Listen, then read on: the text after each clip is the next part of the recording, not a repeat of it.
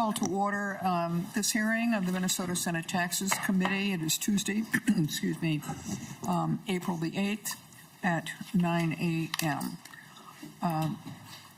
A quorum is present. First item on our agenda is adoption of the minutes. Are there any corrections or additions to the minutes from Thursday, April 3rd? Seeing none, the minutes stand approved as presented. First bill for consideration today is Senate File 2993. Senator Champion. Thank you, Madam Chair. Thank you for the committee for allowing us to present on Senate File 2993. This bill provides a refundable tax exemption on construction materials for the Community Performing Arts Center at the Upper Harbor Terminal in my district. The Community Performing Arts Center is a 8,000-seat venue sitting along contiguous mile on the Mississippi River and is the anchor for a larger development, including affordable and market rate housing, retail, and creative space. The Performance Center at Upper Harbor will produce revenue from the $3 per ticket fee that goes to the African American Community Development Corporation, and a nonprofit community development can use that funding for community events. And then also, it would also benefit Minnesota Orchestra Hall, and we're proud to say that there's a representative from the Orchestra Hall that's here with us today. There's a multi-purpose building for year-round events that can be reserved for community events.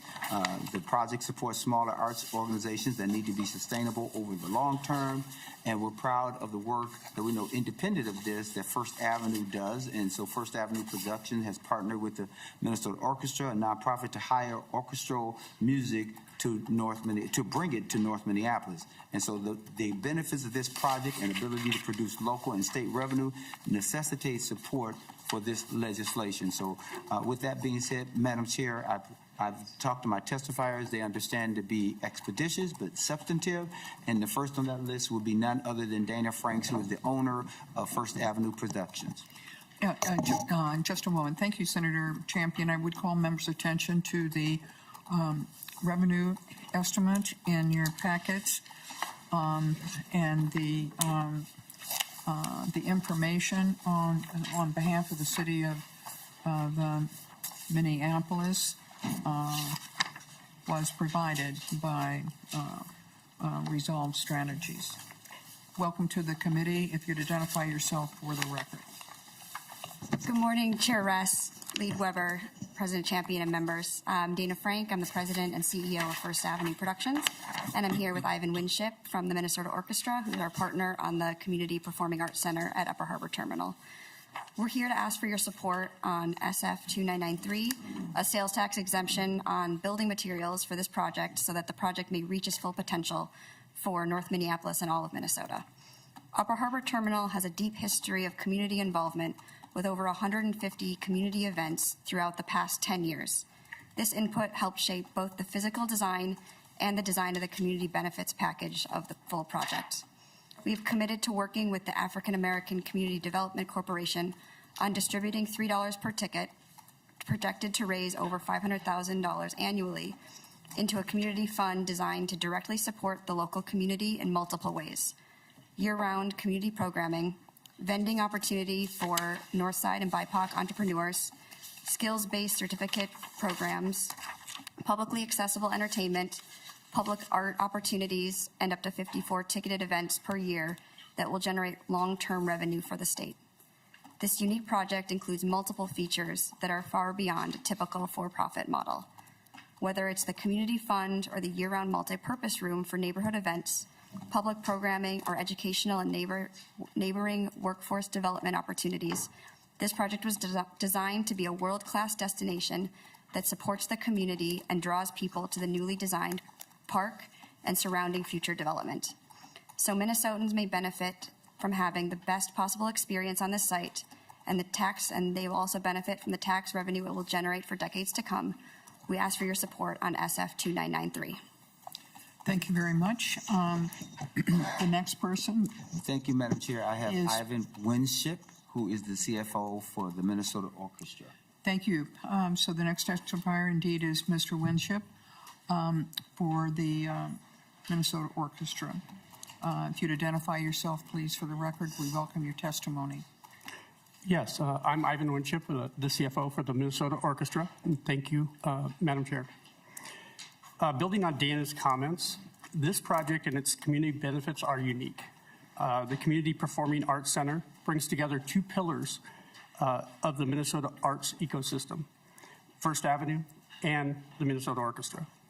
Through this partnership, the CPAC will infuse $500,000 annually to a community fund that was mentioned by Dana and provide revenue to the Minnesota Orchestra, as well as the other community benefits that were outlined by Dana.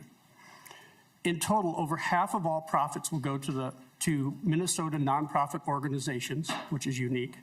Additionally, the CPAC will generate over $1.5 million annually in sales and state income tax revenue, which will further deepen the community impact and add to the justification for the sales tax exemption that we are requesting. We thank you very much for your time and consideration. Thank you very much, Mr. Winship. Any final comments, Senator Champion? Final comments is that I think it's a great opportunity for the state to provide this refundable tax exemption on construction materials. That support would benefit the entire community as well as those outside of the community, because this will be a destination point for Minnesotans. So thank you, Madam Chair. Thank you very much. Senate File 2993 will be laid over. The next bill, we're going to go out of order a bit here. Senator 3009, Senator Hoffman, Senate File 3009. Senator Hoffman. Thank you, Madam Chair and members. And today, first of all, I want to say thank you, Madam Chair, and to you and your community administrator for last year helping work on these specific ones. And I'm presenting them. Senate File 3009 establishes that special rules within the city of Brooklyn Park. The request is for 3 priority areas that include the Northwest Area Biotech Innovation District. There's an existing legislative priority within the city, Brooklyn Boulevard reinvestment, and then Highway 610 North. These 3 designated areas request 26-year redevelopment TIF district. And Madam Chair and members, the Northwest area hope is to establish 3,000 housing units, 10,000 new jobs and advancements in the equitable public investment and tax-based growth. Brooklyn Boulevard's corridors businesses, Madam Chair, are struggling and continue to battle some safety issues. What they need is a new development to elevate the businesses, and that area is ripe for that. Highway 610 North is striving for higher quality development, and that will maximize the tax base. Highway 610 has allocated 2 primary sites, and with overwhelming development requests, it's the Oxbow site and the Noble site. And additional assistance is needed to help these struggling areas within Brooklyn Park. With me today, Madam Chair, is the mayor of Brooklyn Park, Hollis Winston, and then Tim Gladhill is with the Community Development Director. But Madam Chair, the mayor, please. Any questions? We're doing sales tax exemptions for the most part and TIF bills. So we've just switched over to a tax increment financing bill, and we have seen this bill in a different form before. No questions. So welcome to the committee. Mayor Winston, if you'd identify yourself, please, for the record. Hi, my name is Hollis Winston, Mayor of the wonderful city of Brooklyn Park. Madam Chair and committee, thank you for giving us the time, hearing us out during this hearing. Senator Hoffman, thank you for your involvement on this. It's very much appreciated. Just quickly, because I know you have a ton of folks after us, just to put some context around Brooklyn Park, 5th or 6th largest city in the state of Minnesota, 4th largest in the metro area, 64% people of color. I think when you look at all the disparities, whether education, whether housing, ownership, we have them at such a level that they go all the way up to the state level. So we're here today regarding this TIF around really 3 distinct areas: the biotech, the innovation district, Brooklyn Boulevard, and then Highway 610 North, so that's Zane, Oxbow, Noble area. When we benchmark ourselves against a Bloomington who is maybe just a few thousand larger than us. They have $5.5 billion in commercial property values. We have $2 billion. That is a $3.5 billion gap. We believe to help close that gap, we will not be able to do that but for the TIF legislation that's in front of us. And when we look at how that cascades into what we can afford as a city, even regarding basic services, it severely limits the quality of life that we can have for our residents. And our residents pay a disproportionately high amount of property taxes compared to similar sized cities. So when we talk about that biotech innovation district, this is really around an equitable economic development approach, opportunity to build tax base and close financial gap with peer communities. I think Senator spoke to it. We're looking at 10,000 jobs, 3,000 to 5,000 housing units coming out of that as well, just to meet much of that metro area, but also statewide housing that needs to occur. When we talk about Brooklyn Boulevard, it has been which is south of there. It has been underinvested in for quite some time. Retailers are struggling. We have found ways to improve some of the safety issues along that area, but we also know that with that redevelopment, that would not occur, but for the TIF, we will be able to address some of those safety issues as well. So I will go ahead and hand it off to Tim Gladhill if there's time for that. But again, thank you for allowing us to present. Thank you very much, Mr. Mayor. The next testifier is Tim Gladhill. Is that correct? The Community Development Director for Brooklyn Park. Welcome to the committee. If you'd identify yourself for the record. Yes, thank you, Chair, members of the committee. My name is Tim Gladhill, Community Development Director for the City of Brooklyn Park. I think the Senator and the Mayor spoke really well, so I'll keep my comments fairly short. I will tell you that our Economic Development Authority has been very proactive in all of these areas in seeking developers, and all of these tools are based on actual need. This is what we're hearing from our development community. This is really good public infrastructure that's needed in all of these areas. And then finally, specific to Brooklyn Park, I will just note that this area has gone through a lot of transformation. It is struggling, and it needs a development spark, and we hope that this redevelopment TIF district is part of that solution. So these two speakers spoke very eloquently, and I will stand for any questions at this time. Thank you very much. Are there questions or comments for Senator Hoffman or his testifiers? Seeing none, Senator Hoffman, excuse me, Senate File 3009 will be laid over. Thank you, Madam Chair and members, and there won't be any musky ponds on this one, so thank you. Thank you. We're going to go to Senator Johnson. Senator Mann is not in the room yet.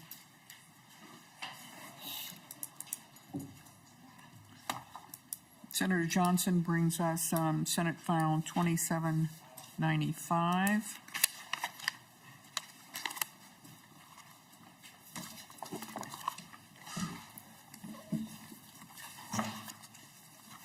I can find it.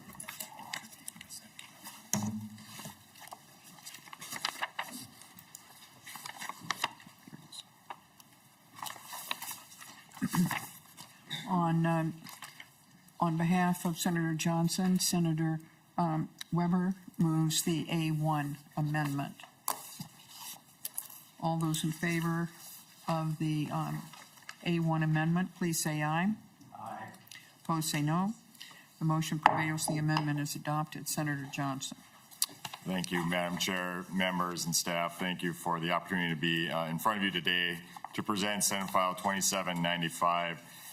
This is another sales tax use exemption bill here. We're talking about remodeling and the expansion update of a couple of arenas within East Grand Forks. This has been some very productive arenas, as you are probably very well aware. I did produce the 2025 Class A Boys Hockey Championship team, so pretty excited about that. But now we're coming here for some long-needed updates that we've been trying to work on and figure out pathways for funding. And so I've got a couple of those who've been leading the charge on that today to really talk about the improvement there briefly that's going to be happening. So, Madam Chair, if I would, just turn it over for a description of what this is going to be used for. Thank you, Senator Johnson. I will point out to the members the revenue estimate on the It was provided, the information for it was provided by the city of East Grand Forks, not East Grand Fork. So there is a typo on the revenue estimate, but we know what city is being referred to here, Senator Johnson. Thank you, Madam Chair, and appreciate the attention to detail on that. Indeed. We'll turn to your testifiers on the city administrator from East Grand Forks. If you'd identify yourself for the record. All right, thank you, Chair and members. My name is Reed Hoodman. I'm the City Administrator for the City of East Grand Forks. I'd like to thank Senator Johnson for his support of Senate File 2795 and his constant support for our community in East Grand Forks. Today, we're here to express our support for Senate File 2795, requesting the sales tax exemption on the supplies and materials used in the reconstruction and renovation of two of our indoor sports facilities, as Senator Johnson referenced, the Civic Center and the VFW Arena. East Grand Forks is a community of a little more than 9,000 people, the largest in Polk County, and we have 3 indoor ice arenas, 2 of which, the Civic Center being 50 years old last year, and the VFW Arena nearly 45 years old. They both have served our community very well, and they're really one of those the kind of lifelines of our community in the cold winter months to be able to keep kids active. Over the course of the last 7 years, we've engaged our citizens in an ongoing master planning effort, looking for ways to fund renovations and upkeep of these facilities. You all in the past have supported a local sales tax initiative to have a referendum passed. That planning process in our community started in 2019, and due to a number of delays and progress to make that happen, it finally went to our voters last November. And saw more than 60% approval at our polls in support of the project. And so we're finally to a point where we're excited. We know we have a good base of funding to move this project forward. We're looking forward to that starting in spring of 2026. The city, in part with the sales tax funding that we'll receive from the revenues of our local sales tax, we plan on having a multi-phase $26.5 million renovation and expansion of these facilities. The primary scope is replacement of outdated R22 refrigeration systems, parking lot improvements, accessibility improvements, and a number of mechanical system upgrades. With private local fundraising, we plan to add a turf baseball field at the Civic Center site and hopefully an expansion of our locker rooms to better serve the growing needs of our community. The community amenities have a far-reaching regional impact on our economy. In 2002, we commissioned an economic impact study as part of this planning effort and found that just in our winter sports season alone, our winter sports, hockey and figure skating, generate about $2.1 million in economic activity in our community and brought more than 9,000 visitors to East Grand Forks just in that one single winter sports season. Finally, the benefit of the sales tax refund being provided will really help to manage some of the inflationary impacts that we've seen over this long-term planning effort. Despite our best efforts in planning for some of those increases and contingencies in the project, some of the inflationary impacts have far exceeded what we planned for. And any of the refund that can be provided back to us through this bill will largely help us accomplish the full project scope that we intended through our master planning efforts. So with that, I would stand for any questions, and thanks for your consideration on this bill. Thank you very much for your testimony. Next is Jeremy King, Parks and Recreation Superintendent for East Grand Forks. Welcome to the committee. If you'd identify yourself for the record. Thank you, Madam Chair and committee members. My name is Jeremy King. I'm the Parks and Rec Superintendent in East Grand Forks. And thank you, Senator Johnson, for bringing this bill forward. I think that City Administrator Hutton and Senator Johnson have touched on all the high points. I would just echo how much these arenas do have an economic impact on our community and the region. And adding these additional dollars would really help complete the project for us, and just be available for any questions. Thank you. Thank you very much. Any questions or comments for the witnesses or Senator Johnson? Senator Johnson, any final comment? Just thank you, Madam Chair, members, for your consideration today. Senate File 2795 is amended but will be laid over. Thank you very much, gentlemen. The next bill is also Senator Johnson's. It is 3076.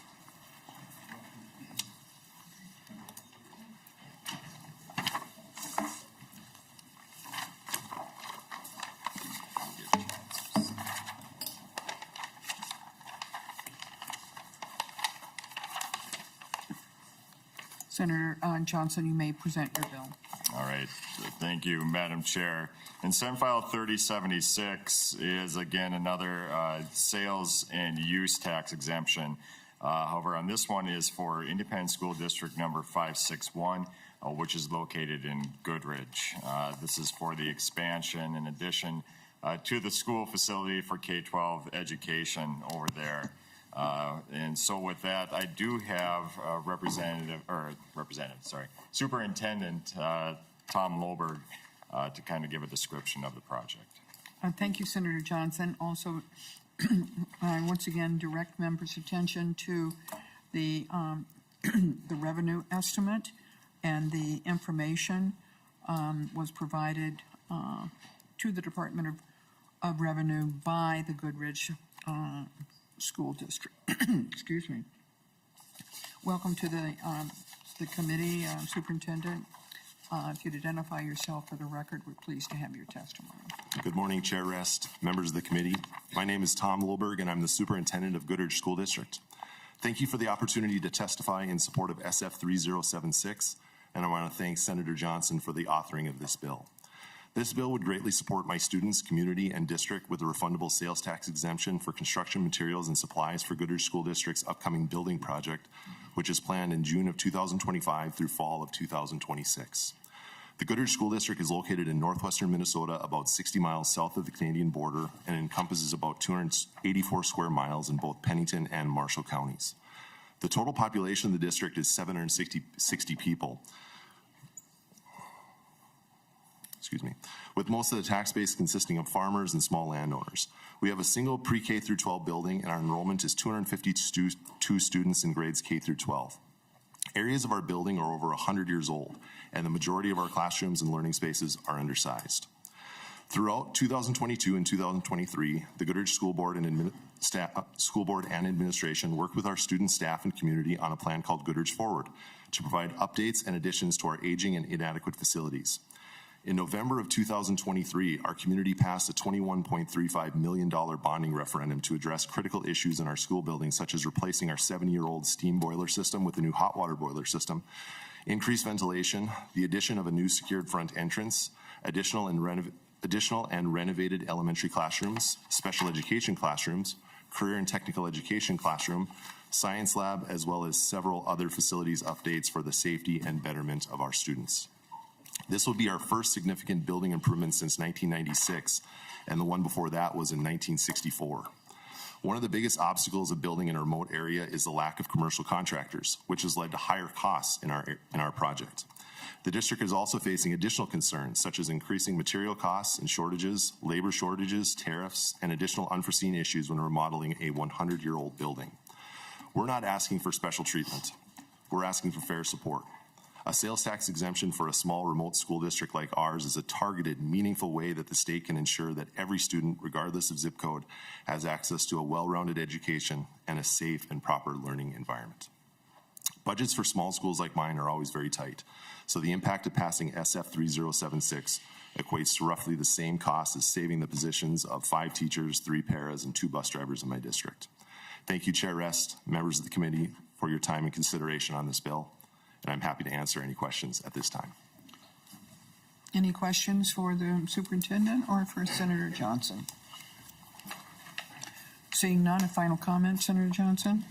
Thank you, Madam Rest, and members for the opportunity again to present this bill. Senate File 3076 will be laid over. The next bill on our agenda, Senator Anderson. Senate File 3016. On behalf of the author, Senator Weber offers the A1 amendment. All those in favor, please say aye. Aye. Opposed, say no. Motion prevails and the amendment is adopted. Senator Anderson, welcome to the committee. Good morning, Madam Chair, morning, members. Appreciate the opportunity to present Senate File 3016. It's a Monticello water plant sales tax exemption, and the water plant project is a vital project to the public health and will help the city address emerging contaminants in the drinking water. I have with me our city project administrator, Rachel Leonard, to testify on behalf of the bill. Any questions, first of all, for Senator Anderson? Seeing none, Ms. Leonard, welcome to the committee. If you'd identify yourself for the record. Madam Chair and members, my name is Rachel Leonard. I'm the City Administrator for the City of Monticello. Thank you for the opportunity to testify in support of Senate File 3016, and also thank you to Senator Anderson for his sponsorship of our request.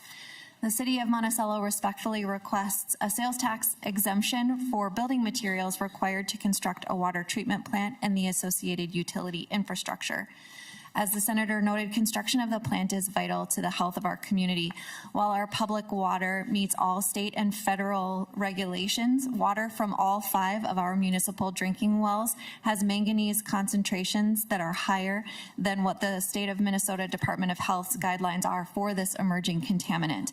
As a result, the Department of Health has issued a health risk advisory for Monticello. We recognize that providing safe municipal drinking water is one of our most fundamental responsibilities to the public. The new facility will allow us to treat the water for iron and manganese before it is distributed to the public.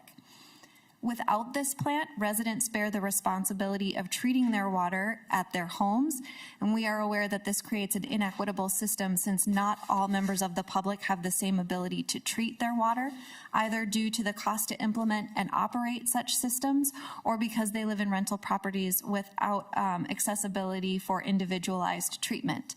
Because of this, the Monticello City Council has prioritized constructing the water treatment plant as the best solution for the city and its residents. However, a project of this magnitude is a challenge for a community of our size. At its most recent design milestone at 30%, the most recent cost estimate was $45 million. Our community has a population of just under 15,000 people and just over 5,000 households. To ensure we can complete construction and bring the plant online, we need to pursue all options available to manage these extraordinary costs. A refundable sales tax exemption for building materials will help ensure that this project can be constructed with feasible, though still significant, local utility rate increases. I thank you again for considering our project, and I'm happy to answer any questions you may have. Thank you, Ms. Leonard. I once again direct members' attention to the revenue estimate. The information provided by the City of Monticello and the material that you provided today does identify the taxable materials cost at $22.5 million, but at the time you provided the information, the total project construction cost was $36 million. And so on your sheet, it says it was $45 million. Is there, what caused the discrepancy there? Just more recent information or what you included?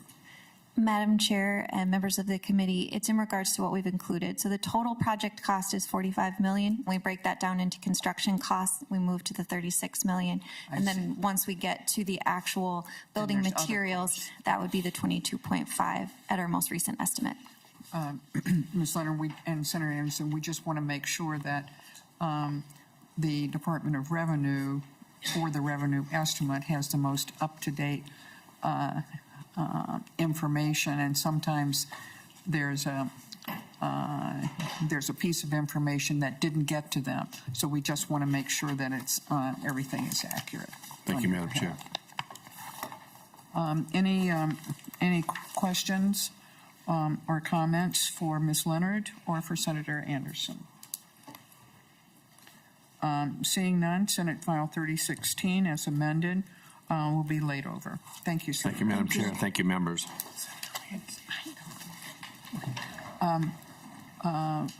We're going to take Senate File 3114 and then come back to Senate File 1475. Senator Utke?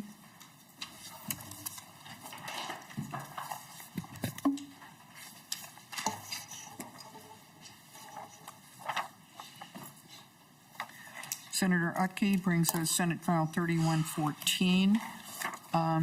Senator Weber, on his behalf, offers the A1 amendment. All those in favor, please say aye. Aye. Opposed, say no. The motion prevails and the amendment is adopted. Senator Utke. Thank you, Madam Chair and members. This morning we have Senate File 3114, which is the sales tax exemption request for construction materials from the Pequot Lakes School District. The district is working on both building and remodeling plans, and being able to receive a refund on the sales tax would help their projects tremendously. Madam Chair, I believe we have our testifier online with Zoom, Superintendent of Schools at Pequot Lakes, Mr. Kurt Stump. Thank you, Senator Utke. Once again, direct members' attention to the revenue estimate. The information on the project was provided by the Pequot Lakes School District. Superintendent Stump, are you with us on Zoom? Yes, good morning. Then if you would please identify yourself for the record. We are pleased to have your testimony. Chair Rest and members of the committee, I'm Kurt Stump, Pequot Lakes Public Schools Superintendent. I'm here to share support for Senate File 3114 and answer any questions. I first off want to thank Senator Utke for sponsoring this bill, as we are currently not represented by a senator. Pequot Lakes Public Schools is hosting a special election actually today, April 8th, where voters will consider a $55 million bond and a $600,000 10-year capital projects levy. If the $55 million bond is passed today, the sales tax exemption for construction materials would help support four main areas: safety, security, maintenance, a new career technology and trade center, as well as additional instructional spaces within the $55 million bond. Pequot Lakes Public Schools currently ranks in the bottom 10 districts in the state for per student funding, receiving about $10,900 per student in fiscal year 24. And keep in mind that the average is over $14,000 per student and the maximum is over $22,000 per student. The sales tax exemption would help ensure our project comes in on budget and helps build a thriving school community. Thank you for your time. Thank you, Superintendent. Any questions or comments? Then on Senate File 3114 will be laid over. Thank you very much, Senator Utke. Thank you, Madam Chair, and I don't know if you need to mention that as amended, just to make sure the record is correct, because we did amend this bill.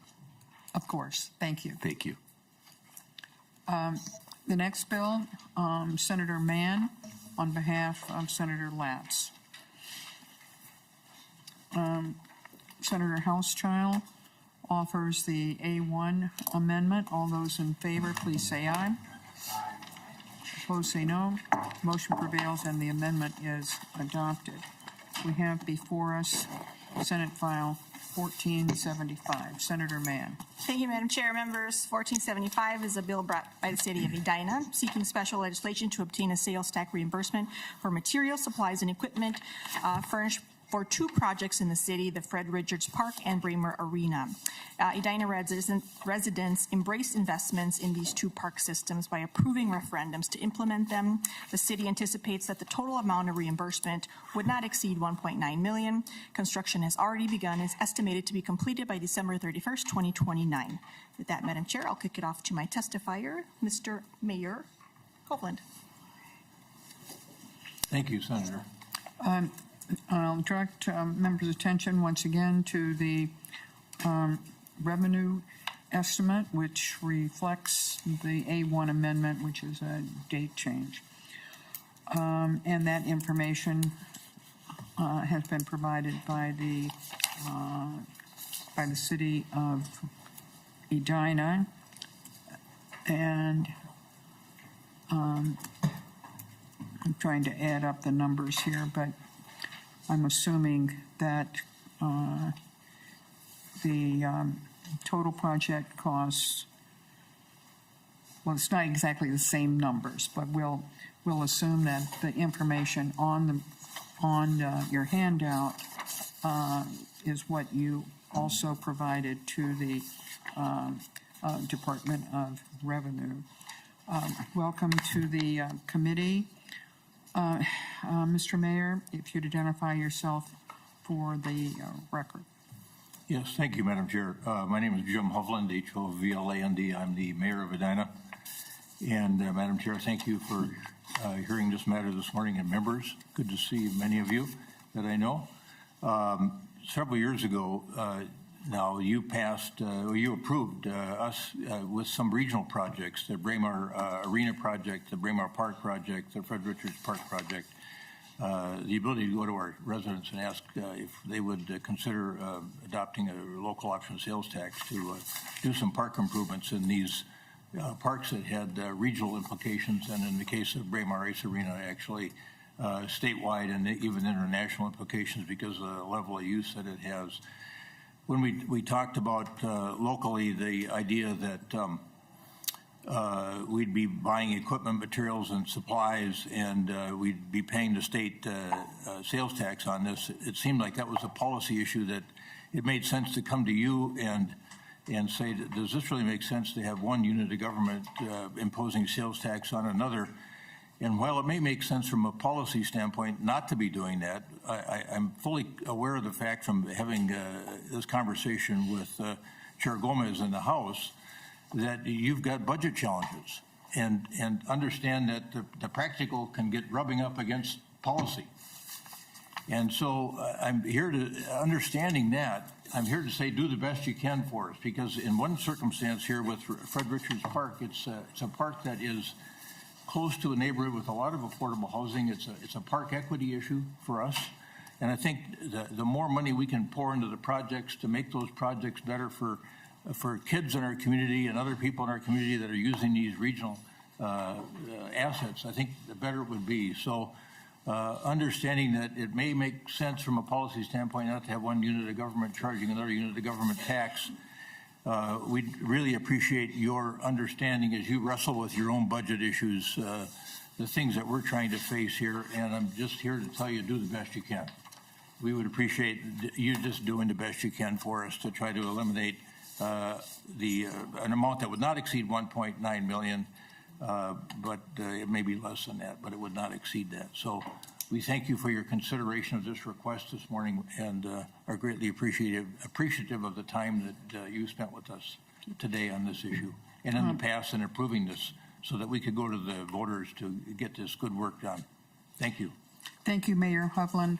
On the revenue estimate, it indicates that the total project cost was $62.5 million, and I see that you identified a total estimated investment cost at $71 million.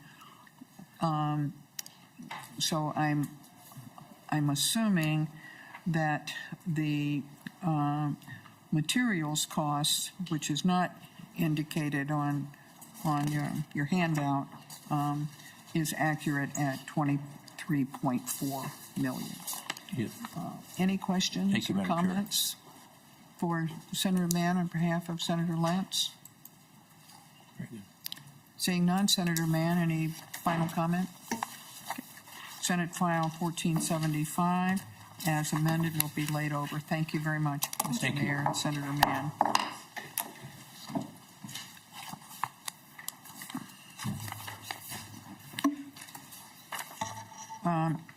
The next bill, we are now at number 10, is, and the next two are Senator Putnam.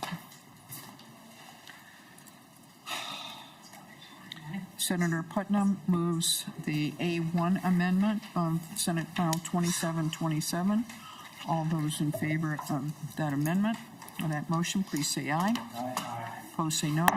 Motion prevails. Senator, and the amendment is adopted. Senator Putnam.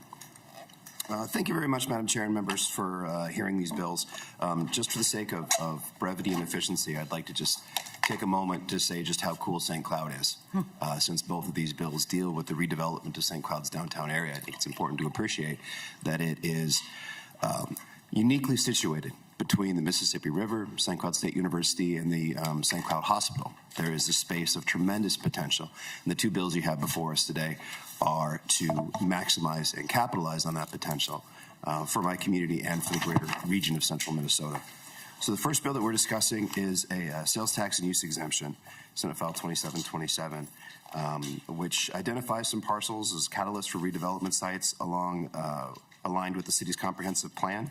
These anticipated districts contain privately or publicly owned surface parking lots, which is one of the concerns with urban planning in general, but an acute one for St. Cloud, in that these surface parking lots are, again, spaces of great potential for redevelopment.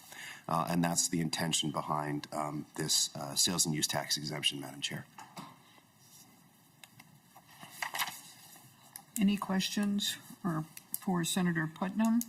Once again, the revenue estimate,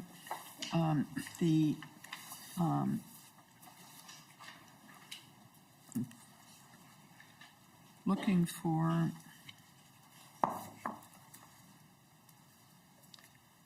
for who provided the information on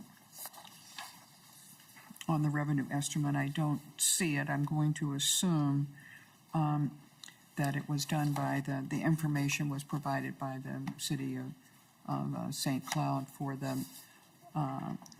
the materials costs. So we'll now turn to the testimony. Welcome to the committee. If you would identify yourself for the record. Good morning. Good morning, Senator, Chair, and committee members. My name is Kathy Mihelich. I am the Director of Economic Development for the City of St. Cloud. I've been there for 14 years. Mayor Jake Anderson sends his regrets in not being able to attend here today. Thank you, Senator Putnam, for your support of this bill as well.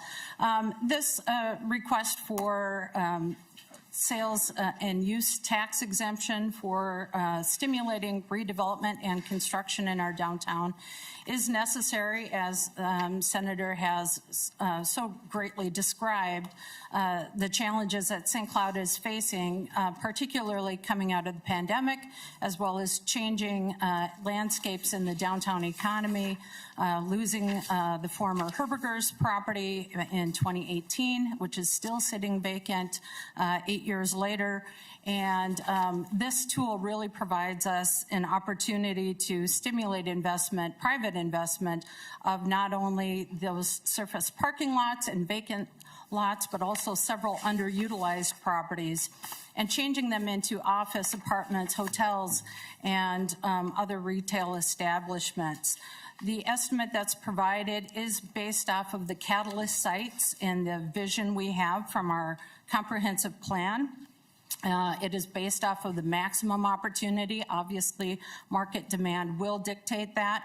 Our biggest struggle is that the market rents in St. Cloud are insufficient to support redevelopment because of increasing construction costs, which are no different in the metro area than they are in greater Minnesota, but the rents that we can achieve in greater Minnesota is much different. This tool allows us an opportunity to help close that gap and stimulate development and ensure a thriving and vibrant downtown St. Cloud. So we request your support of Senate File 2727, and thank you for having us here today. Are we also addressing the second one? Not yet.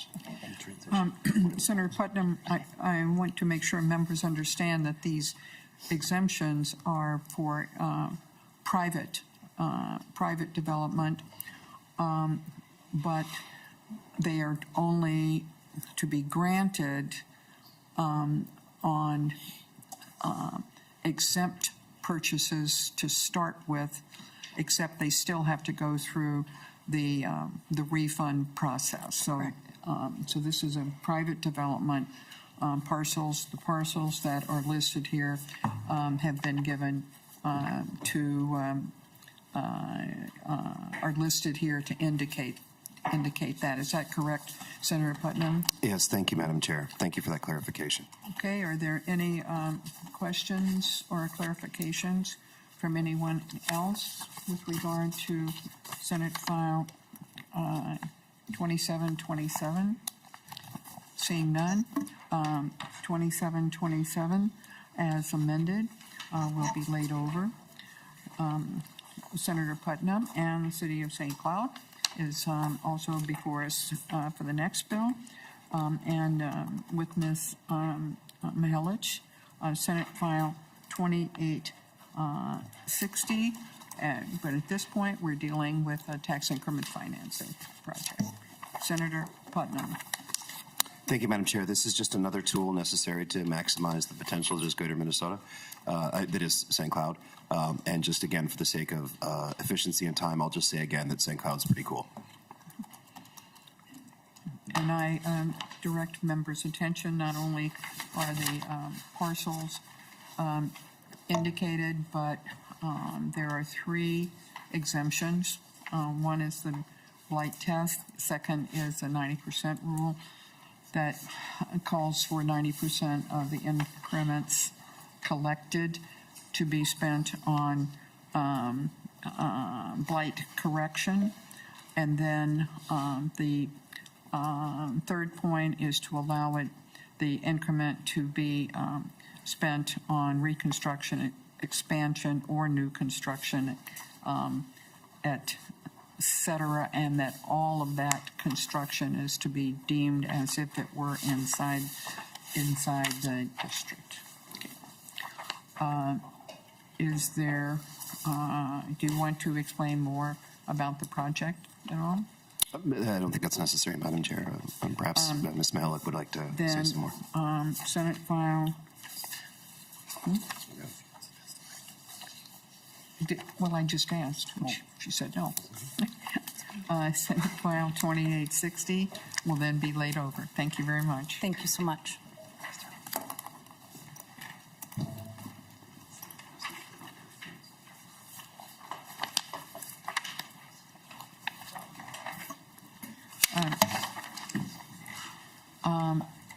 The next bill is Senate File 2997. This is the department's technical and policy bill brought to us on behalf of the Department of Revenue by Senator Klein. We'll call on the department, however, to explain and to go through the bill. I would want to call on Senator Klein for the A25 amendment. Senator Klein offers the A25 amendment, or 250051 amendment. All those in favor, please say aye. Aye. Opposed, say no. Motion prevails.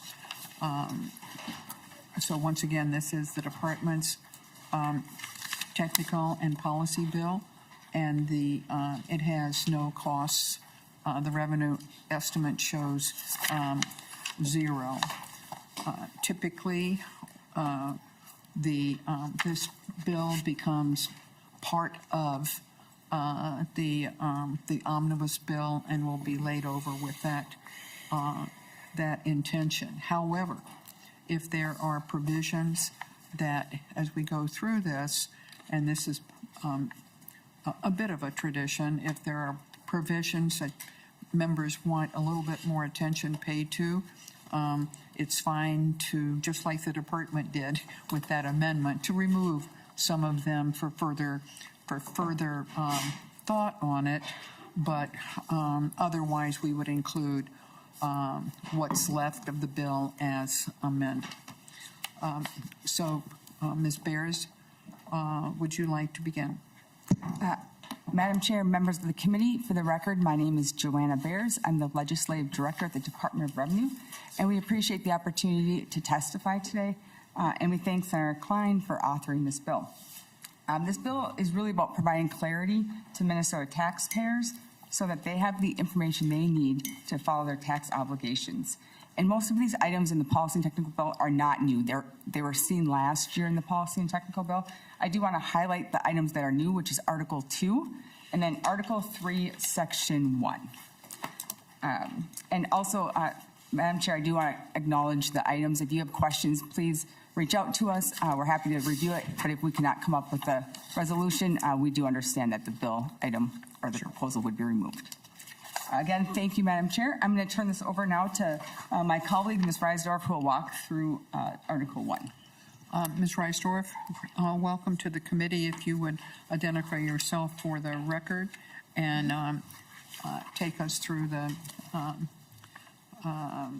appropriate sections. Thank you, Madam Chair, members of the committee. My name is Margaret Reisdorf, and I'm an attorney at the Department of Revenue. The bill has 3 articles. I'm going to be summarizing Article 1 and Article 3. Article 2 will be summarized by my colleague, Dexter Wilson. So to start with Article 1, Article 1, Section 1 relates to the film credit. And I'm also going to, so that would be Article 1, Section 1, and then also in Article 3, Section 6 is another change to the film credit. So I'm going to summarize both of those right now. The first change in Article 1, Section 1 on line 1.20 allows eligible taxpayers a 25% eligible film production cost, a credit for eligible film production costs paid in any consecutive 12-month period for purposes of the credit calculation. This is opposed to a calendar year, which is the current language. This allows more. Ms. Reisdorf, why does that work to make it 12 months rather than the calendar year? I think there might be some mild interest in that.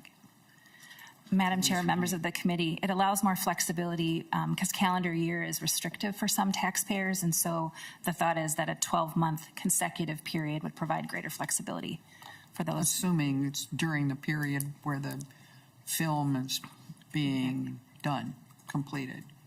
Madam Chair, exactly. Okay, thank you.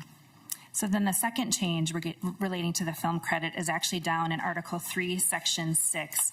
You can find that change on lines 33.29 to 33.30. And all that does is it updates the insurance taxes portion of the credit so that the availability of the credit deadlines match. The credit was extended, but this provision was missed, and so we're simply updating those dates. Now I'm going to move to Article 1, Section 4.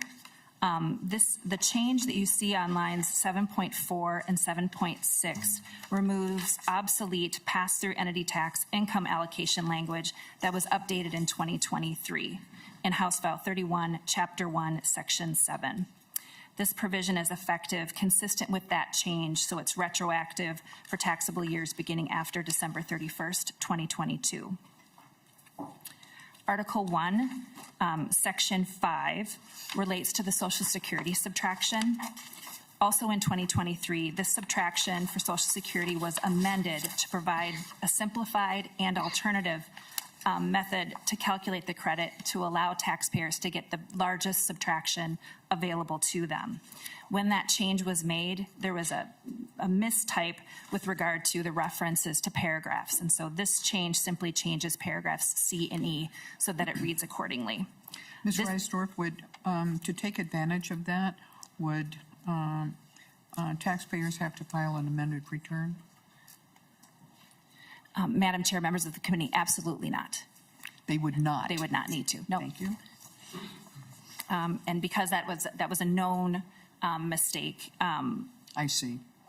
This is just correcting the language, but you administered this section as it is now printed. Yep.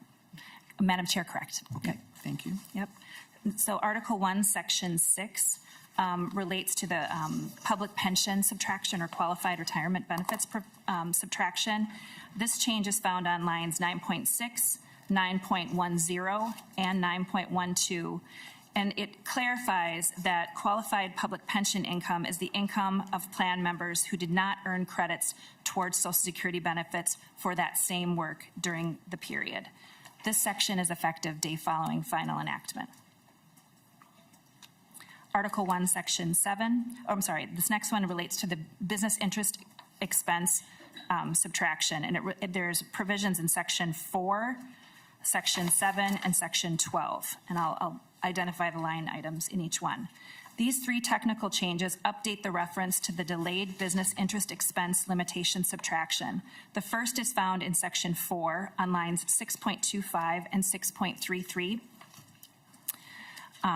And it amends the income definitions for both the composite tax and the pass-through entity tax to take into account this subtraction.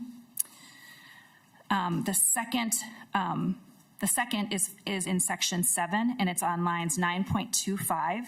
This amends the related corporate subtraction and makes that same change.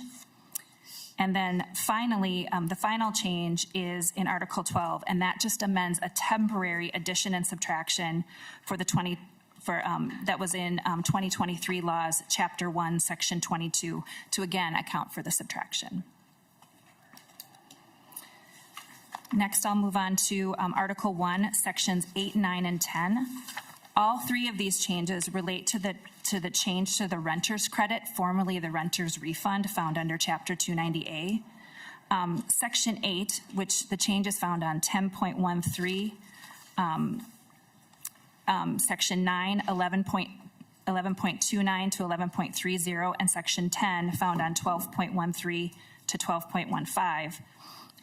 The Section 8 change clarifies that the definition of dependent not only meet the definition, but the dependent actually be claimed during the taxable year. The change in Section 9 amends the credit to clarify that the ratio used for the renter's credit for taxpayers who accept medical assistance or housing support payments does not need to additionally account for that income. When we changed the renter's credit from Chapter 290 Cap A into 290, we changed the income calculation. So it changed from household income to adjusted gross income. That is already accounted for in adjusted gross income, so that is why that language is struck in Section 9. And then finally, Section 10 clarifies that married couples filing joint returns that will use the total of both spouses' gross rent when claiming the renter's credit. And it further clarifies that when married filing a separate return, both spouses' share of gross rent must be used to calculate that credit. These sections are all effective for taxable years beginning after December 31st, 2024, consistent with the move from Chapter 290 Cap A into 290. Ms. Reisdorf, I have a question about the definition of income for renters as it's applied to a credit on the income tax return is different than the definition of income for homeowners on the M1 PR, which is we encourage people to file them simultaneously, but the property tax refund for homeowners is going to come in September or sometime in the fall, and the definition of household income, I guess, is indeed different. Is that correct? Madam Chair, members of the committee, it is. The definition of household income for the homeowner is codified in 290 Cap A. Thank you. Thank you. So the final section of Article 1 relates to the short line railroad credit. This is Section 11. This provision amends the credit to allow the short line railroad infrastructure so that it does not exceed the product of multiplying the qualifying number of miles of railroad track by 3,000. This section is effective retroactively for taxable years beginning after December 31st, 2022. Okay, thank you. And that concludes Article 1. I will hand off to my colleague, Dexter Wilson, to summarize Article 2. Thank you. Welcome to the committee. If you would identify yourself for the record. Madam Chair, members of the committee, good morning. My name is Dexter Wilson. I'm an attorney with the Department of Revenue, supporting the Sales Tax Division. I'll be going over the sales tax article, Article 2, beginning on page 15. Sections 1, 2, 3, and 4, the first 4 sections, address the sustainable aviation fuel facility construction exemption. This was enacted in 2023, and this clarifies the period that the exemption applies for purchases, clarifying that that's that range after June 30th, 2027, and before July 1, 2034. The additional changes in Section 2, 3, and 4 address the process for that the applicant to receive a refund prior to for that refund claim to be filed and processed. Note that these changes are all effective the day following final enactment, but this does not affect that date range when purchases are exempt. That's still that same range after June 30th, 2027 and before July 1, 2034. Section 5 addresses the deposit of revenues of sales of motor vehicle replacement parts. The tax from these sales are deposited into a dedicated account, and this change clarifies that these deposits are based on an estimated amount and are deposited monthly. This change is effective the day following final enactment.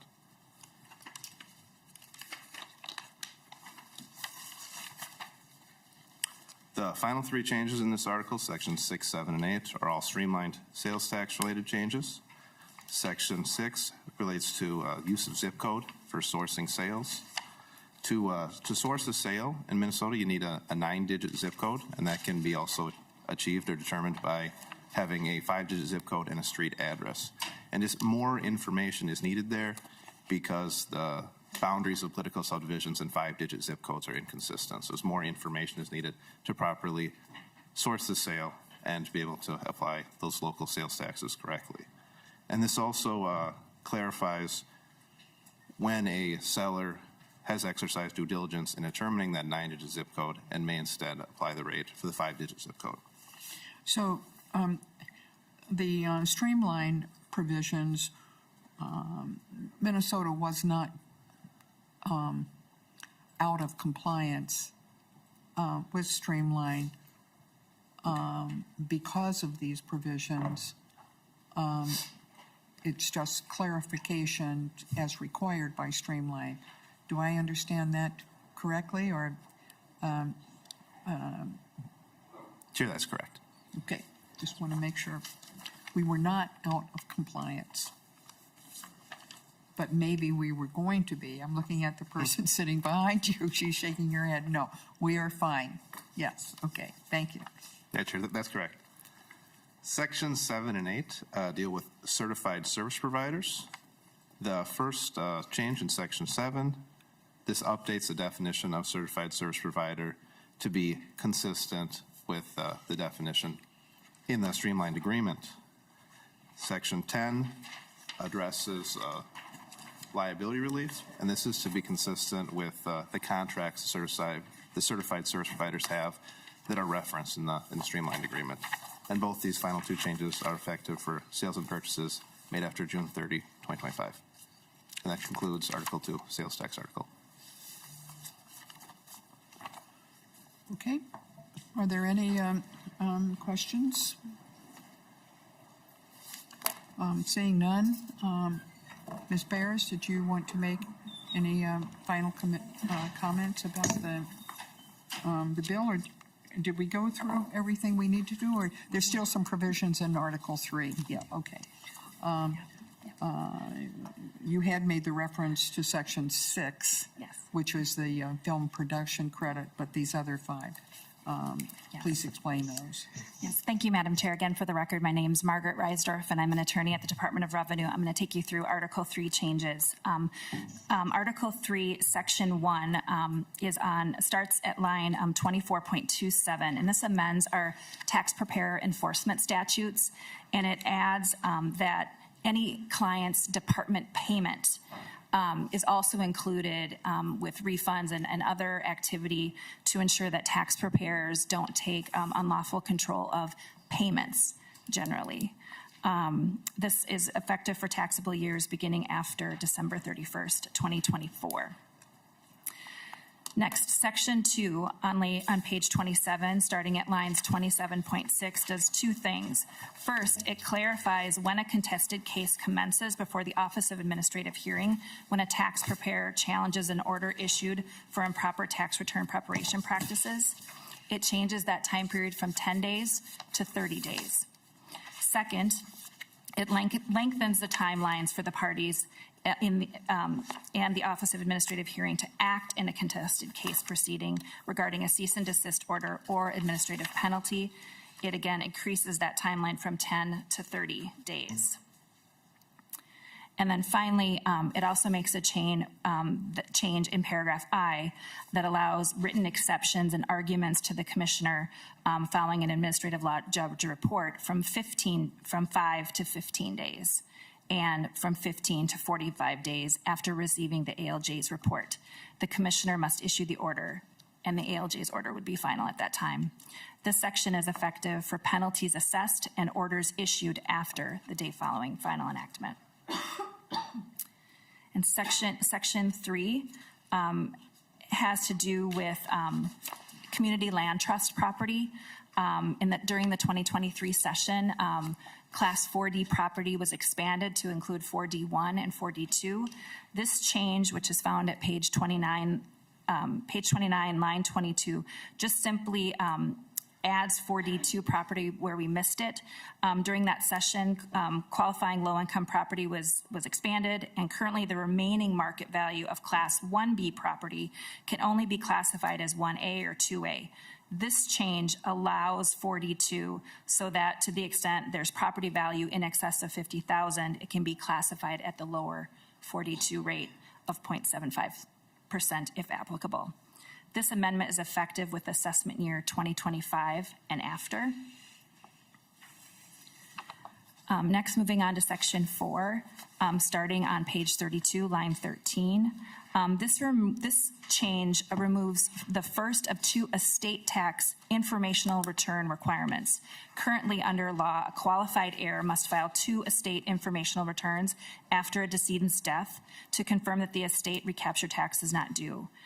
The first informational return is currently required 24 to 26 months after the death of the decedent.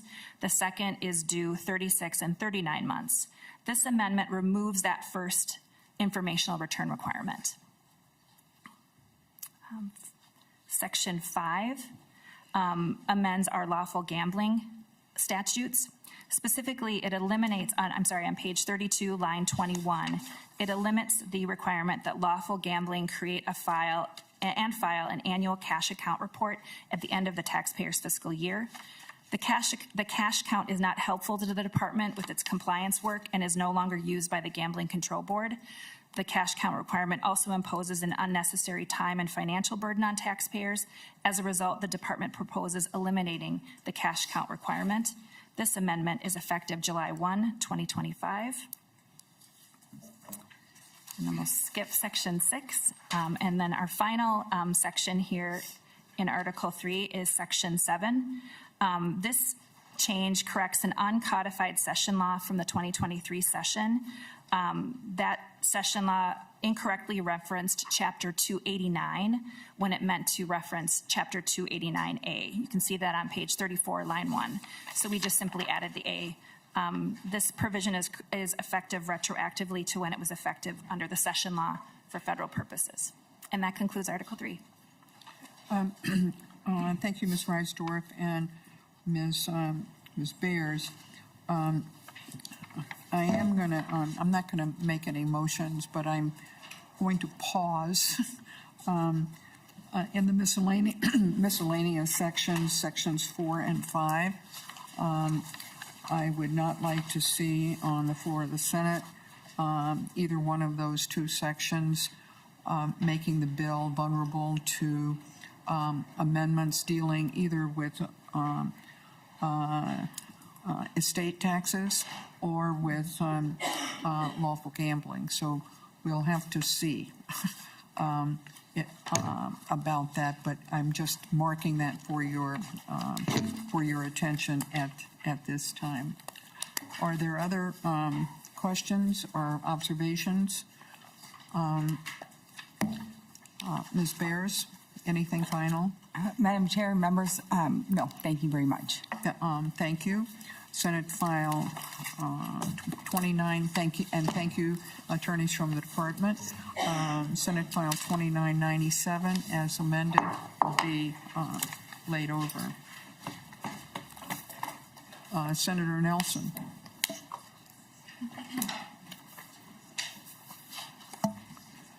Senator Nelson brings us Senate File 3198. Senator Nelson offers the A2 amendment, is it? Here it is. All those in favor, please say aye. Aye. Opposed, say no. Motion prevails. The amendment is adopted. Senator Nelson. Thank you, Madam Chair, for hearing the bill, for being so efficient, having that amendment adopted right away. And also I want to thank the committee and Senator Putnam also for his co-sponsorship on this bill. Senate File 3189 is modifies the individual income tax subtraction for volunteer drivers. This is about volunteer drivers. And it establishes that to just set a clear $2 per mile subtraction formula. We'll kind of explain that in just a moment. But the reason for this is it will make the tax deductions more beneficial for volunteer drivers. And I'll give you just a very quick bill walkthrough, and then we'll talk a bit about volunteer drivers and why this bill is needed. Current law, you will see in lines 1.7 through 1.11. Current law, a taxpayer can claim a subtraction for the mileage reimbursement received from the charitable organization for being a volunteer driver.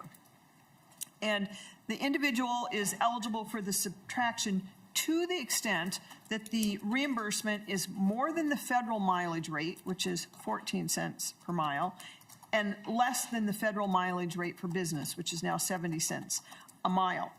Now, the proposed law would increase that subtraction, as I said, to a clear $2 per mile subtraction formula. This would, it would be the $2 mile minus the amount of mileage reimbursement paid by that charitable organization. This will keep more money, provide a greater subtraction for the volunteer drivers. And Ms. Pollock, do you want to go through the example, or I can go through the example as well? I'll just run through it. Okay. So just to kind of give you the nuts and bolts of the numbers, we'll just take an example. The driver, let's say the charitable organization, pays 60 cents per mile to the driver, the volunteer driver. So under current law, the 60 cents minus the 14 cents, remember you have to deduct the 14 cent charitable driving federal deduction, would leave 46 cents per mile paid. And under the proposal, though, the subtraction would start out with a flat $2 minus the 60 cents of the mileage paid. So it would be $1.40. So it provides a greater impact for the volunteer drivers. I'll just briefly tell you a bit. I know you all know about the volunteer drivers, how important they are, how many thousands of miles they make each year in serving Minnesotans who don't have transportation. This is particularly important in our rural districts where there isn't metro transit, and also these needed appointments that for our volunteer, for our oftentimes our elderly, are very sparsely populated areas. So the volunteer drivers provide a great service, and the goal here is to protect the viability of the volunteer driver program in Minnesota. So we're thinking this will help eliminate some of the financial barrier to our volunteer drivers so they can better support our older adults. And we know how valuable they are in Minnesota. 168,000 plus rides serving over 77,000 people and they provided actually 9.5 million miles of service, getting Minnesotans to where they need to be, whether they be doctors, appointments, that often comes to mind. That comes to my mind a lot, and because we think about our EMS in the rural areas or our non-emergency medical transportation, which is the option if we don't have volunteer drivers to help with this. So we believe this will help make it more valuable for volunteer drivers. I would be open for any questions. I do want to just make note that there's one item we're still working through, and that is we want to make sure that by doing a flat $2 per mile subtraction formula, setting that up, that volunteer drivers will not be considered drivers for hire. We're still waiting to get confirmation on that. That would be quite a negative, but we're working on that. And you do have the fiscal note in front of you, members. It's $100,000 per year. Revenue estimate. Yes, did I say that? The revenue estimate. Are there any questions? She was chair of the committee, you know. Yes. Madam Chair, I'm now on 5 other committees that have revenue, that have fiscal notes, but these are revenue estimates, which we indeed love.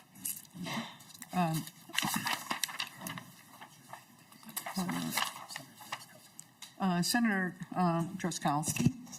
Thank you, Madam Chair. Thank you, Senator Nelson, for the bill. I think this is a good idea. I think we should also maybe even expand on this and couple it with reductions to the amount of transportation welfare that this legislature keeps sending out. I think this is the way to do it, to incentivize neighbors to continue to take care of themselves and their neighbors like we used to do in this state. Instead of continuing to build the welfare state. We can't afford it anymore, members, and this is a novel idea, and I think it's a good direction. Thank you for the bill. Thank you, Senator Droskowski. Anything else? Thank you, Madam Chair. Just closing comments, though. We do know the value of volunteers, and I do want to just mention also why this is important, because this committee knows about, we've talked about empty miles where the volunteers, just like our EMS, they don't get paid when they go from where they are to where the person is that needs assistance. Those are empty, no-load miles. Having this flat, starting with that $2 subtraction, will in a sense help compensate in a very creative way for those no-load miles. And I would say oftentimes it's our seniors who are often doing volunteer miles to help other seniors. And, you know, they're on fixed incomes, members. And it's just really important that we look at creative ways like this to encourage more people to be involved in helping their neighbors. Thank you, Senator Nelson. Senate File 3189, as amended, will be laid over. Thank you. Okay.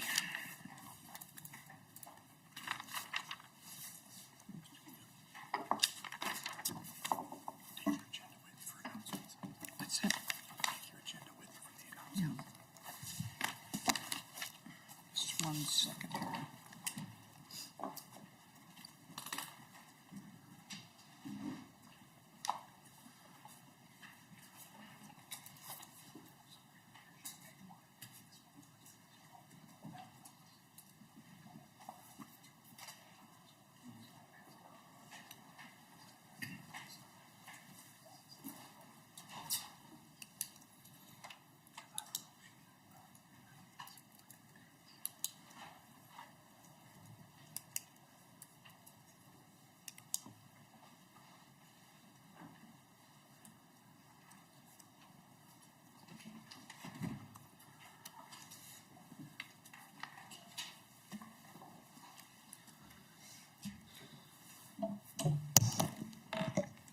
Welcome to the committee, Senator Rest. Would you like to start with Senate File 2636, the intercollegiate sports tickets provision? That's correct. Thank you very much.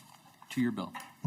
Members, Senate File 2636 allows a sales tax exemption for tickets for athletic events at Minnesota's public colleges and the University of Minnesota.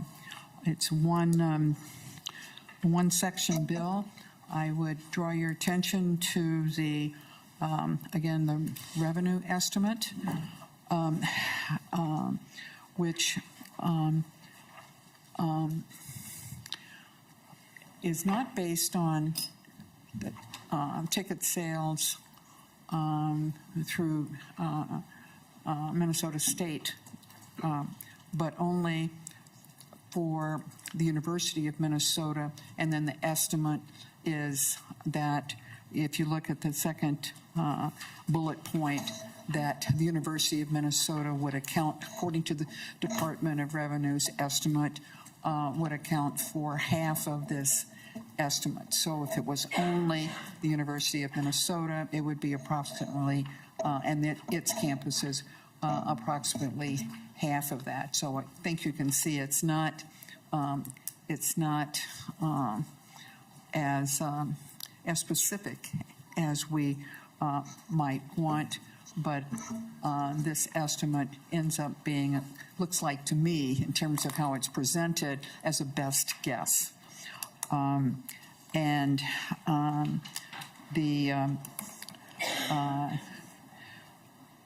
The first year for 2026 is assumed to be the reason why it's lower than the others.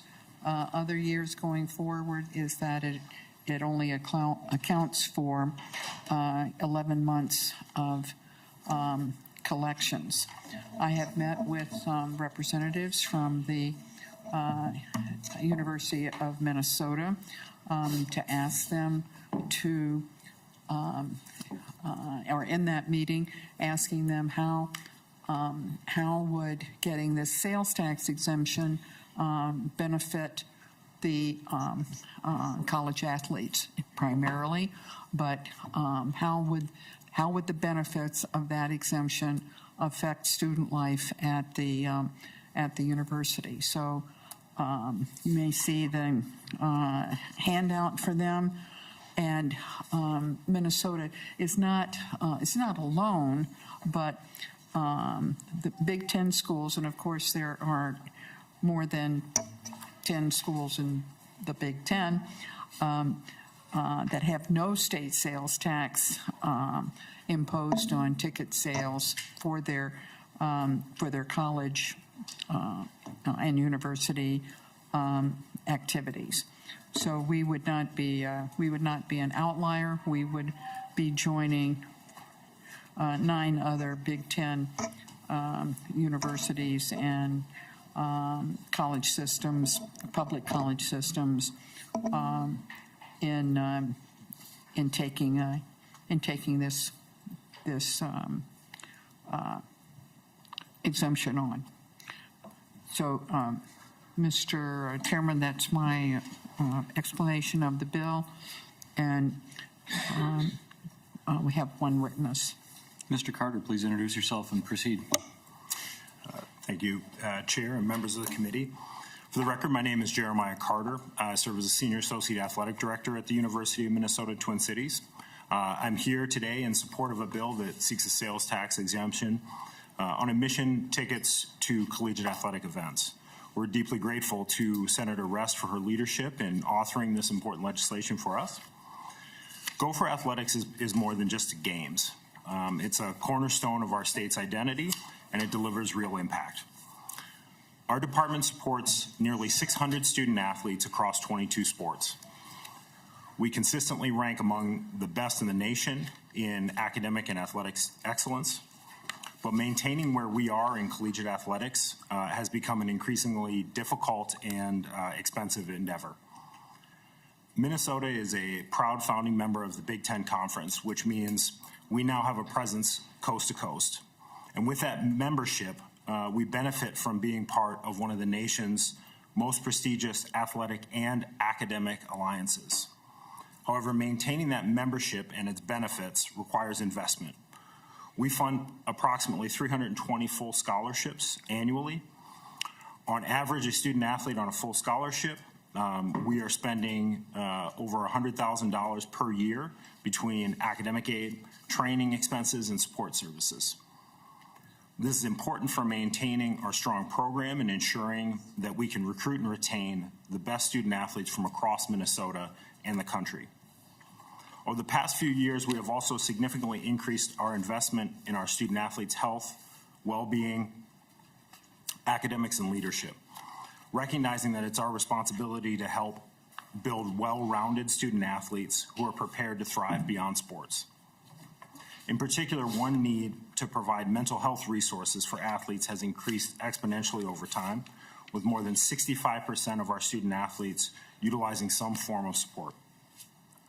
Importantly, we do all of this with equity in mind. About 55% of our population, of our participation opportunities go to female athletes, aligning with our Title IX commitments. Currently, Gopher Athletics pays 12.025 sales tax on ticket revenue, which is around $2.3 million a year. This is by far the highest rate paid by any department in the Big Ten Conference. With this bill, we are asking that these dollars stay within the program to directly support our student athletes with scholarship and mental health services. This will help us meet the demands of this new era of college athletics. The return on that investment is significant. According to a study conducted by Econosult Solutions, Gopher Athletics generates $29 million in annual tax revenue for the state. We drive a $474 million annual economic impact and support over 3,500 jobs. Our events bring 1.3 million visitors to campus every year and reach around 20 million more on television. But beyond dollars and data, this is about opportunity. We operate with fiscal discipline, balancing our budget every year. In fact, over the last 15 years, we've been able to reduce the support we receive from the university from 15% of our budget down to 7.5% today. Contrast this to some of our peers across the country who are increasing student fees or running annual deficits that number in the tens of millions of dollars. Our $150 million annual operating budget ranks 14th out of 18 in the Big Ten, and yet we consistently finish in the top third to top half. We're doing more with less, but staying competitive gets harder each year. So today we're asking for your support, not just for the tax exemption, but for a strategic reinvestment in Minnesota students, its flagship university and economic engine. Gopher Athletics delivers meaningful returns to our students, our campus, and the entire state. Thank you for your time, and I'd be happy to answer any questions. Thank you, Mr. Carter. Members, questions or comments? Senator Nelson. Thank you, Mr. Chair, and Senator Ress for bringing this bill. I am full disclosure, I'm an alum and a fan of the U of sports and women's sports particularly. And I support what you're asking here. We also know that rather than paying this amount out to the state, it can be better used going directly to help students. But I do have a question. So I appreciated you mentioning the equity in the scholarships. About 55% of them go to women. I'm curious about, that's the number of scholarships. I'm curious about the amount of those scholarships. Is that also equally somewhat divided between female athletes and male athletes? Do you happen to have that number? Mr. Carter. Thank you, Chair, Senator Nelson.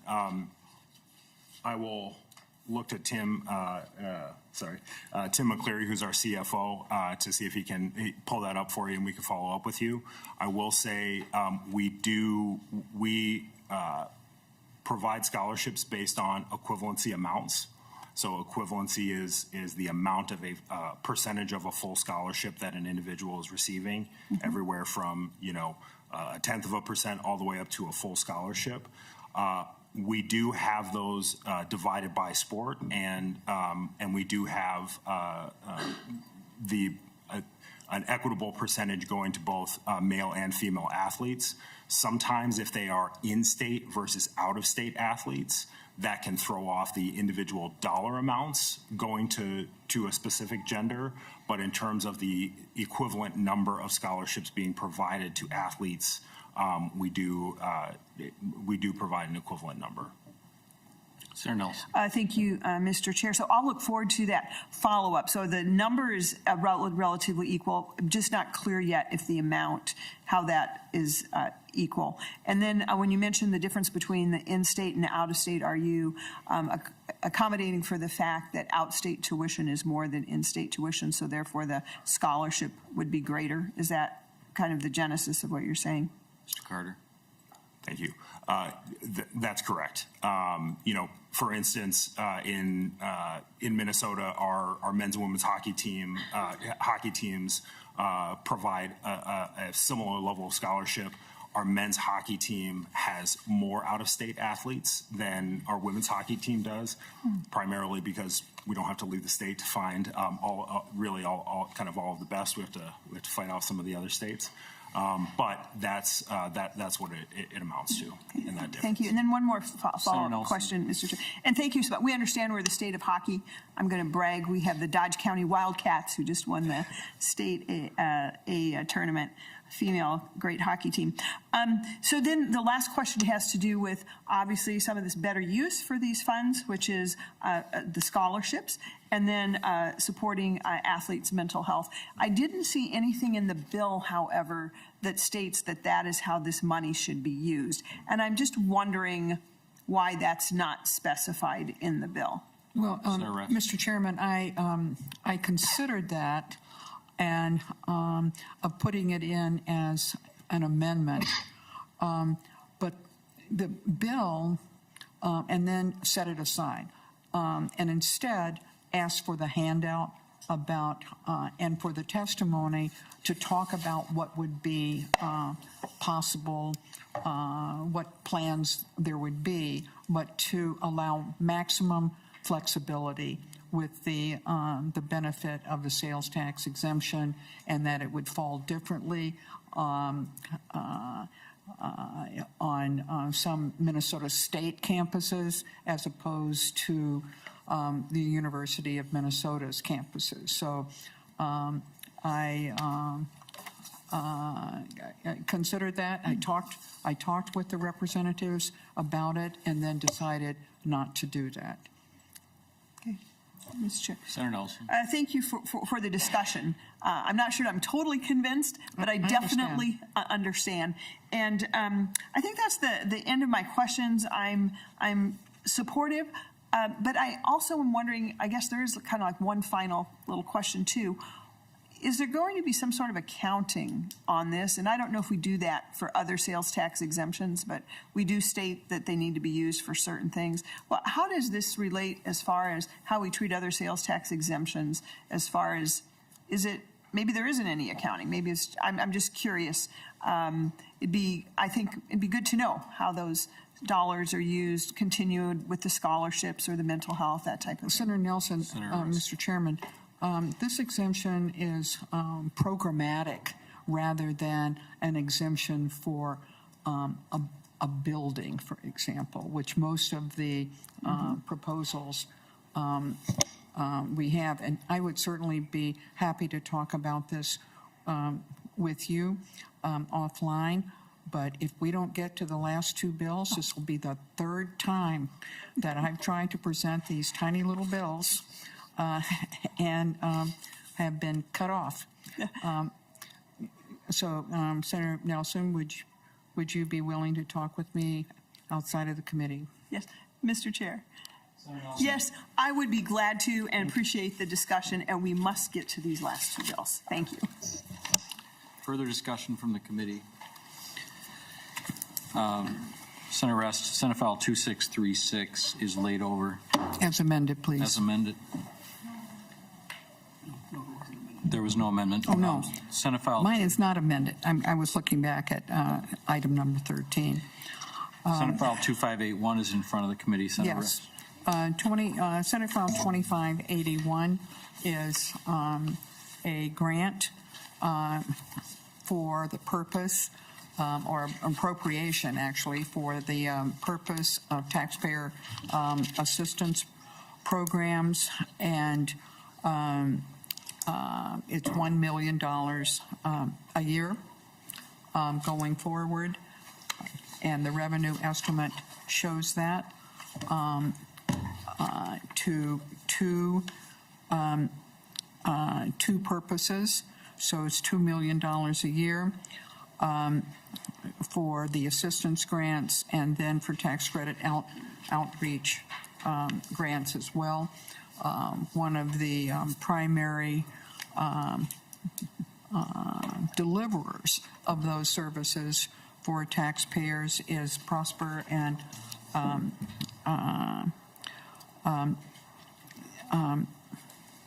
Prepare and Prosper. And I would like to go right to the testifier for a very brief statement. Welcome to the committee, Mr. Valenzuela. Please introduce yourself and proceed when you're ready. Great. Good morning. I'm Alejandro Valenzuela. I am with Prepare and Prosper. I'm the Cultural Innovation and Tax Financial Services Director there here in St. Paul. I've done volunteer income tax assistance VITA work for over 19 years. This is my 20th tax season. I'm here to support SF 2581 to continue funding VITA sites and the tax outreach across Minnesota. This is essential now more than ever due to the uncertainty of the federal funding that's available for VITA. Prepare and Prosper is the largest VITA program, but we're one of over 150 free tax prep sites throughout the state. The VITA community in Minnesota served over 50,000 taxpayers and returning over $100 million in tax refunds back into the hardworking hands of Minnesotans. The VITA program provides tax assistance to community members who are low income, have language barriers, have a disability, and to our elders. Tax refunds and tax credits help stabilize family incomes. These refunds help put food on the table, pay for rent, mortgage, buy clothing and shoes and everyday necessities. More recently, I would like to share that I had a customer who had not filed for 2 years and was unaware of the Minnesota tax credits. And by completing their taxes this tax season, they were surprised and in tears about the refund that they were receiving. Taxpayer assistance and tax credit outreach grants has helped Prepare and Prosper continue an outreach campaign to reach out to communities who would otherwise be unaware of Minnesota tax credits. By supporting SF 2581, we'll help VITA sites throughout the state and provide needed tax credits to Minnesotans. Thank you for your time and your consideration. Thank you, sir. And I see that we have online Michelle Jensen. If you can hear us, please go ahead, unmute, introduce yourself, and proceed. Good morning, Madam Chair and committee members, and thank you for this opportunity. My name is Michelle Jensen. I am the Family Services and Tax Program Manager at United Community Action Partnership out in Marshall. For the past 19 tax seasons, UCAP has operated the VITA program and provided free tax preparation services to low-income taxpayers in 13 Southwest Minnesota counties and surrounding communities. The impact of additional funding through the Minnesota Taxpayer Assistance and Tax Credit Outreach grants cannot be overstated.